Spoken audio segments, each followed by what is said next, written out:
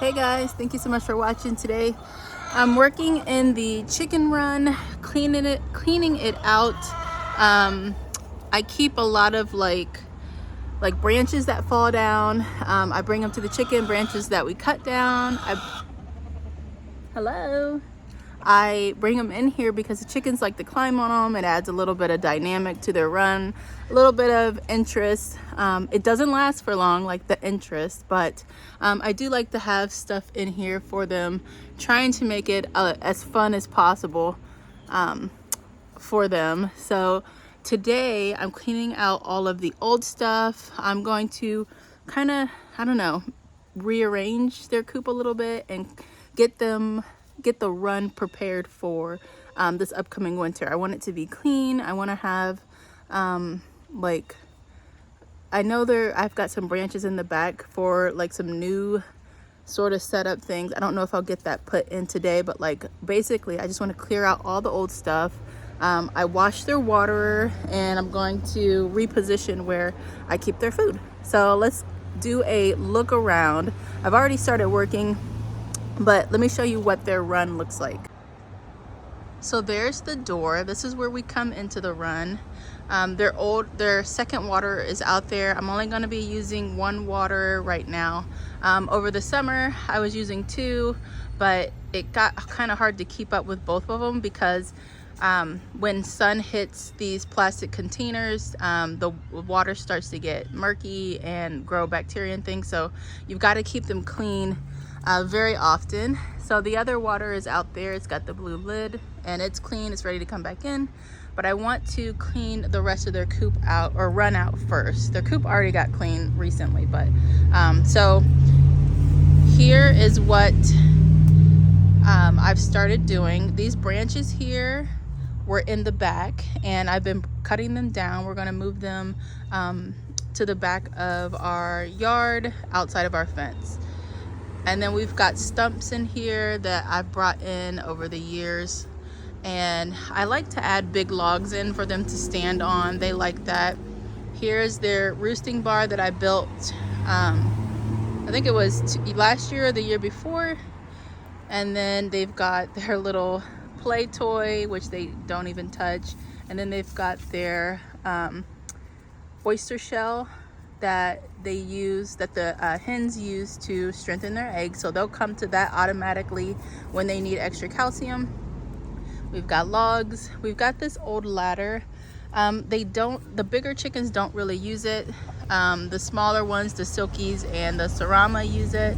I'm trying to decide if I want to keep it or do something else with it. Since a few chickens like to use it, I kind of want to keep it, but also it's very rickety and it's probably gonna collapse here soon, so we'll see. So here's the back. We've got more things that I need to get out, so those branches need to come out. We've got some branching here. They've got a hay bale back there that is pretty old. I'm gonna allow it to stay in here and let it break down.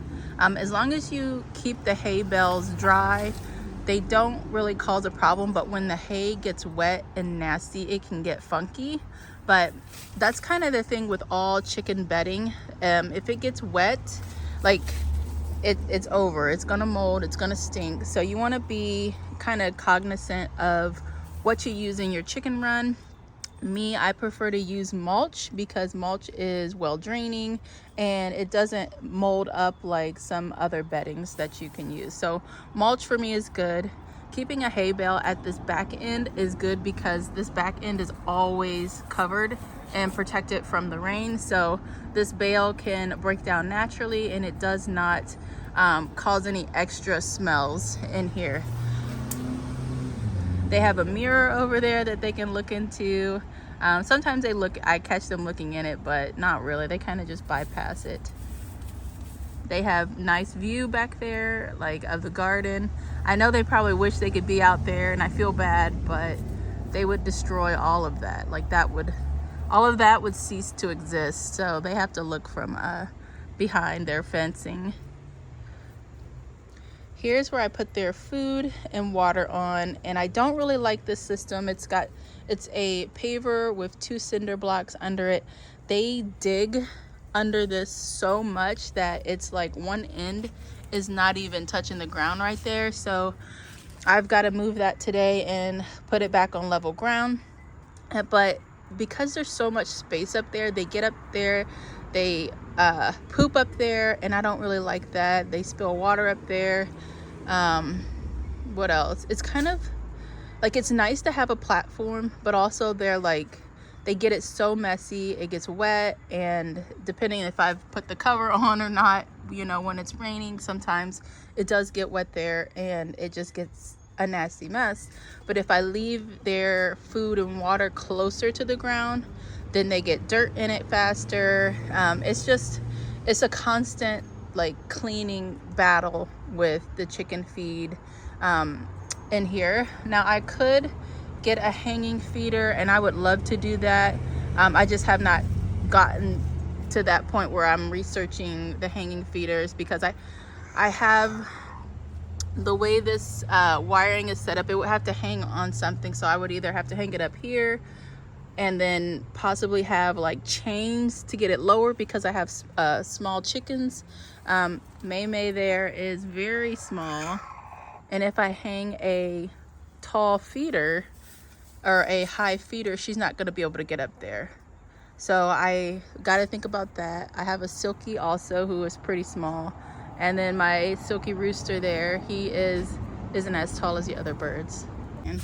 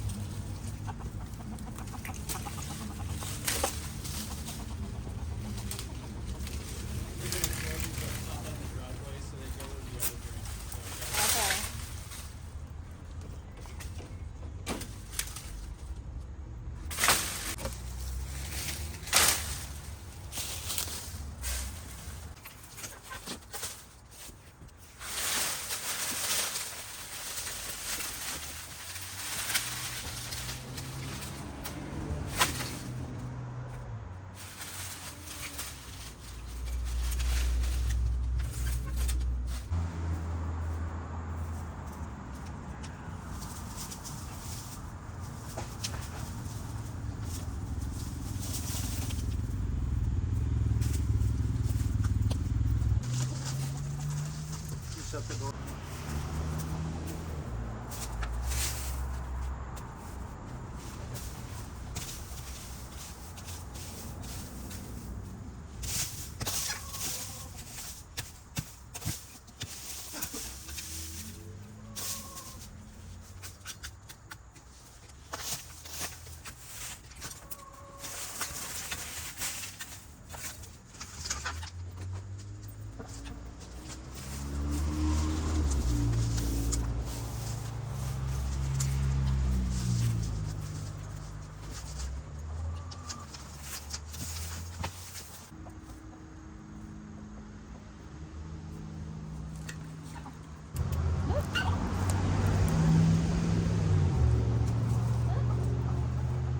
it's got bugs on it.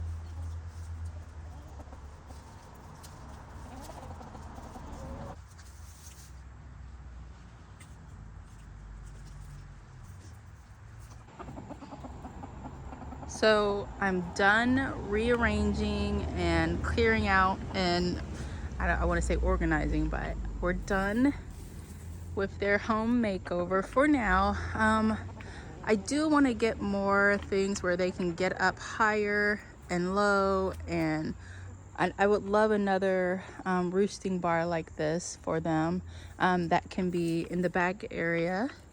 But here's their water setup. I decided to keep it in the same place. I wanted to move it, you know, in another spot, but this is just a convenient area to bring the hose in, to fill it up, and to bring the food in and not have to go all the way to the back of the coop. So I just set it up right here until I can think of something else. But they've got their fresh water, they've got vitamins in their water, they've got their food, and they look really happy.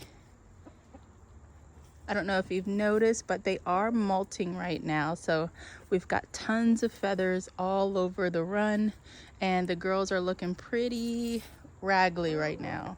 And this is normal. Chickens that are about a year old and older molt every year. My chickens molt here in the fall, and they actually started pretty early with their molt, which I'm happy for, because last year my bigger chickens, when they molted like so late that they were naked, and you know, and it was really cold out, so I kind of felt bad for them, but they did fine. Hi, May May. Hi, May May. May May is super sweet unless she's broody, and then she'll nip at you, but she's so cute and little. I doubt she weighs 2 pounds. Like she's really that small.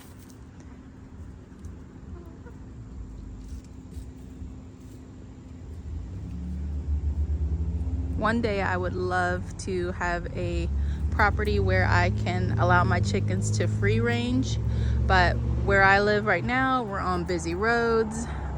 You can hear the traffic, it's constant, and I don't want my chickens out on the road at all.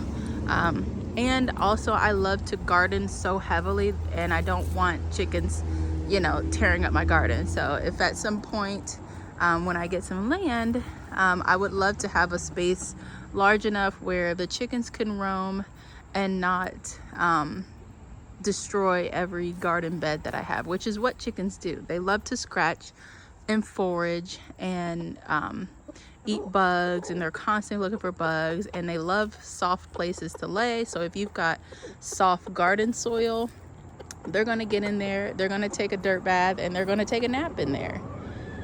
They're kind of like cats in that way. Like, they will lay in or on things that you don't want them to lay on or in. I use the Nestera coop. If you've been following me for a while, you know I love this coop. I have 2 of them. They are made from 100% recycled plastic, and I love that I can just, when I'm ready to deep clean this thing, I can just pull out all the trays, I pull out everything, I can hose it down, I can spray it with like a chicken safe cleaner, wipe it out. Like, you can really deep clean this thing unlike you can a wood chicken coop, because you know wood is going to absorb whatever you spray on it. You probably shouldn't spray anything in it. And then with the plastic coops, you have a little bit more resistance to mites. Mites like to hide and live in the wood, and then at night when your chickens come to roost, the mites come out and they feast on your chickens. So in this coop, I only have 3 wood roosting bars, so it's easy to take those out, to scrub them clean. You can treat them for mites, you know, the bars, and put them back in there. So it's easier to keep your chickens away from red mites. Thankfully, we have not had to deal with that at all. This is my 2nd year with this chicken coop, and I love it so much. I have the wagon coop, and I tried to get my chickens to switch to it, and they wouldn't switch to it because I still had this coop in here as well. So they went with their favorite coop, the only coop that they knew. But when I get some acreage, I do plan to bring that wagon coop back and utilize it for a second flock. My goal is to have a couple different flocks. So a flock of smaller chickens like silkies and Saramas. Where did my Sarama girl go? And Saramas. So Saramas will be in their own coop and run. They're a small, very, very small breed of chicken. And then silkies are a small breed of chickens, and I want them to kind of have separate coops. So I want coops for my big layers that lay a larger egg. Then I want a coop for my silkies and a coop for my Saramas that lay, the silkies lay a decent sized egg. It's not huge. I would say it's medium to small. And then the Sarama, she lays a very tiny egg. It's kind of like, it's a little bit bigger than a quail egg, but it's still a very small egg. So yeah, so I just want different coops for the birds that I have fallen in love with. So yeah, so it's done for now. There goes that traffic I was talking about. Yeah. So let me know if you guys have any questions about chicken care. I show my chickens on my channel a lot. Let me know if you guys have any questions about keeping chickens. I show them a lot on my channel because they're always interrupting my videos with their screaming, but I never really go into what it takes to take care of them every day. But I will say that they are pretty low maintenance until something goes on in your flock. And I would say if you've got one sick, that's very stressful, trying to treat and take care of that bird. Sometimes they get injuries and you've got to treat them for, you know, whatever happened and try to prevent it. We lost one bird. Our first girl, she was one of our OG birds, Agatha, and we're still not sure what happened to her. One day she was fine, the next day she was in the run and she was scalped basically. All the top of her feathers and stuff was gone. So I brought her in the house and tried to set up like a little makeshift triage for her to rest and recover. And then she died about 2 hours later. And I just remember picking her up out of the run and putting her in a tub to bring her in the house, and she just felt so thin. She felt so like skinny, and I could tell that she probably hadn't been either absorbing any nutrients or she hadn't been eating. But from what I remember, I had seen her eating. I've seen her eating and drinking and being a normal chicken. And that's how sometimes it can happen with your chickens. Like one day they're fine and the next they're just not. I read that it can like chickens don't typically show signs of like that they're dying or of illness until they're actually like about to go, because showing signs of weakness within a flock will cause the flock to attack that bird. And I guess that's what happened to her on the last day, and why her scalp was gone, because her flock knew that she wasn't going to live long and they attacked her, and now she's gone. So that was a big learning lesson for me, and now I am doing more to keep an eye on them, watching their dynamics. Right after Agatha passed, there was a shift that I did see in the flock. There was one salmon Favreau girl that my rooster wouldn't allow to mingle with the flock. He was keeping her back here underneath the run. She would stay right there, and she wasn't allowed to come out to the rest of the area out here. So I ended up putting food and water back there for her alone, and I kept an eye on it. I was not, they weren't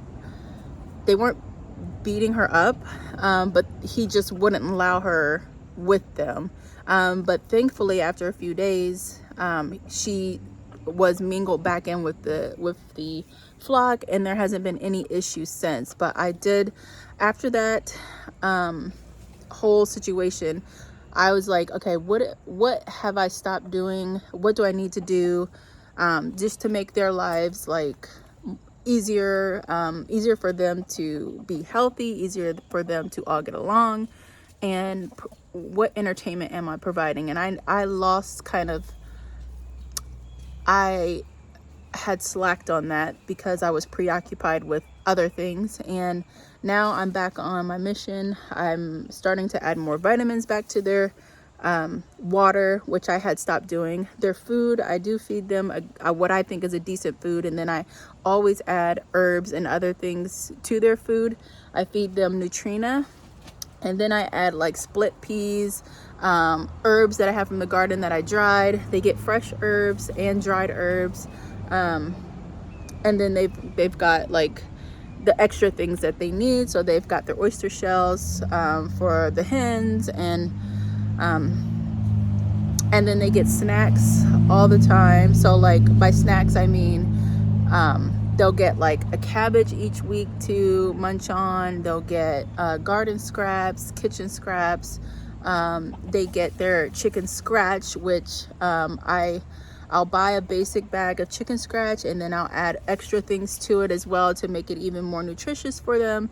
So those things I was doing on a regular basis, but I had stopped adding vitamins, and I had stopped adding extra entertainment for them, you know. So that's something that I need to make important, and I definitely will, so that they can find distraction from each other and not find reasons to pick on each other. So yeah, anyways, this is a long exit from my chicken care video, but let me know what you guys think. If you have any other questions, anyone that's out there thinking about getting chickens, my first tip would be to just see if you're allowed to have them where you live. If you don't think that you can have chickens, think about quail.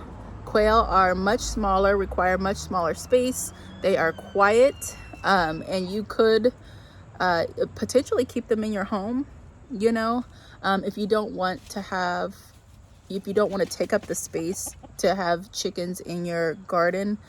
Quail are perfect small space bird that you can have, and you can get eggs. Quail eggs are delicious.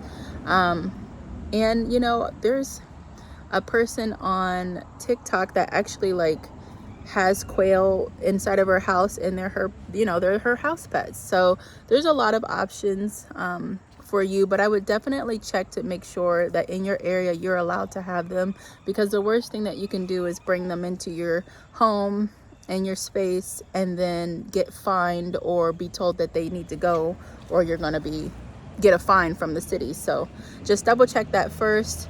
But I can make more chicken videos. We've got a lot of stuff coming up for them anyways. We've got to, once the cold really sets in, we're going to be wrapping this coop, wrapping this run, and there'll be steps that I take to get that done. But yeah, if you guys have any questions about anything that you saw today, where you can buy the things that I have, I will link them in the description. And yeah, I'll see you in the next video.